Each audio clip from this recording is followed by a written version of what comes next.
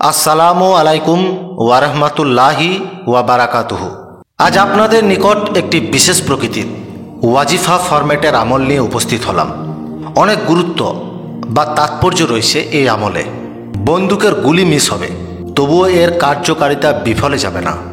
তবে এটি করতে হবে এক মহান আল্লাহর প্রতি একিন বিশ্বাস, অন্তর থেকে গভীর তাওয়াক্কুল করে, একনিষ্ঠতার সহিত, ভক্তি শ্রদ্ধার সহিত, ইয়াকিনের সহিত এ আমল করে যান।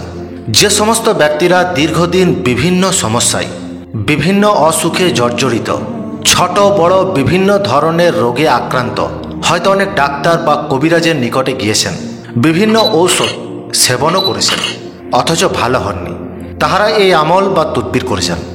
আর এমনিতেই সুস্থ ব্যক্তিরাও এই আমলের প্রতি অগ্রসর হতে পারবেন। মহান আল্লাহ রাব্বুল আলামিন সেই ব্যক্তির প্রতি রাজি খুশি হলে, তাহার প্রতি দয়াশীল হলে সেই ব্যক্তিকে অবশ্যই সুস্থতা দান করবেন। জটিল রোগে, ভীষণ ভারাক্রান্ত রোগে কোনো ব্যক্তি দীর্ঘদিন জর্জরিত থাকলে, যদি সেই ব্যক্তির সেই রোগে মৃত্যু না থাকে, তাহলে অবশ্যই আল্লাহর রহমতে সেই ব্যক্তি সুস্থতা লাভ করবেন, আরোগ্য লাভ হবে ইনশাল্লাহ।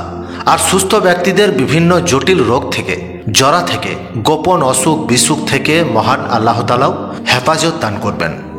এইবার আসুন এই আমল বা এর তদবির সম্পর্কে। প্রথমত, পবিত্র জুম্মার দিন বা শুক্রবারে এই আমল শুরু করা। অতি গুরুত্বপূর্ণ একটি দিন এটি। এই শুক্রবারের আসর এবং মাগরিবের এই দুইয়ের মধ্যবর্তী সময়ে আমলটি করা। মোট কথা আসরের পর থেকে মাগরিবের পূর্ব পর্যন্ত এই সময়ের মধ্যে আমলটি করা। তবে এটি করার পূর্বে পরিমাণ মতো, এক কথায় 7 দিনের খাওয়ার মতো কালোজিরা এটি রাখা, আর চাই 1 গ্লাস পবিত্র পানি। প্রথমে পাক পবিত্র পাক সাফ অজিরত অবস্থায় পবিত্র বস্ত্র পরিধানে একান্ত নির্জনে কেবলামুখী হয়ে আমল করা। পবিত্র জায়নামাজে বসে কেবলামুখী হয়ে 3 বার দরুদে ইব্রাহিম পাঠ করা। অতঃপর নিজের কাছে রাখা ওই কালোজিরা এবং 1 গ্লাস পবিত্র পানিতে একটি দম লাগানো। অর্থাৎ 3 বার দরুদ পাঠের পর কালোজিরায় একটি দম এবং গ্লাসের পবিত্র পানিতে একটি দম লাগানো। অতঃপর সূরাতুল ফাতিহা এটি আউযুবিল্লাহ বিসমিল্লাহ সহযোগে 7 বার পাঠ করা।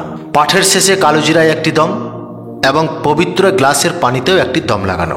পুনরায় 3 বার দরুদে ইব্রাহিম পাঠ করে নেওয়া। দরুদ পাঠের পর সেই পূর্বের মতোই কালোজিরার উপর একটি দম এবং গ্লাসের পবিত্র পানির উপর একটি করে দম লাগানো। এই সমস্ত ক্রিয়া পদ্ধতির পর অন্তর থেকে এক মহান আল্লাহ তাআলার নিকট 100 বার আস্তাগফিরুল্লাহ এটি পাঠ করা।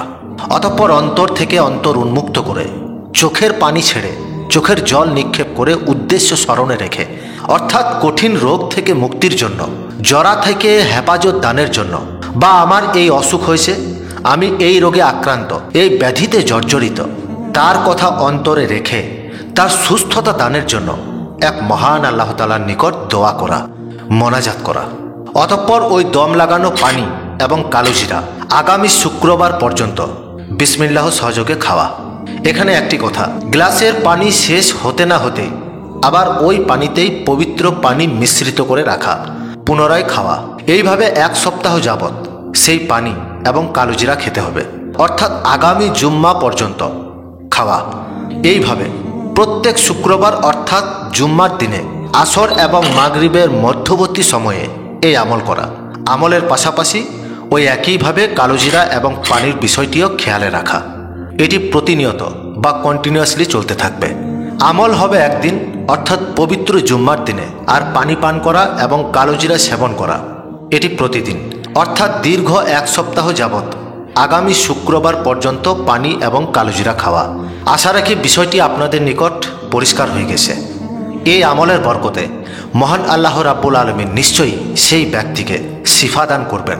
কঠিন রোগ থাকলে, আর যদি সেই রোগে মৃত্যু না থাকে, তাহলে অবশ্যই সেই ব্যক্তি সুস্থতা লাভ করবেন ইনশাল্লাহ।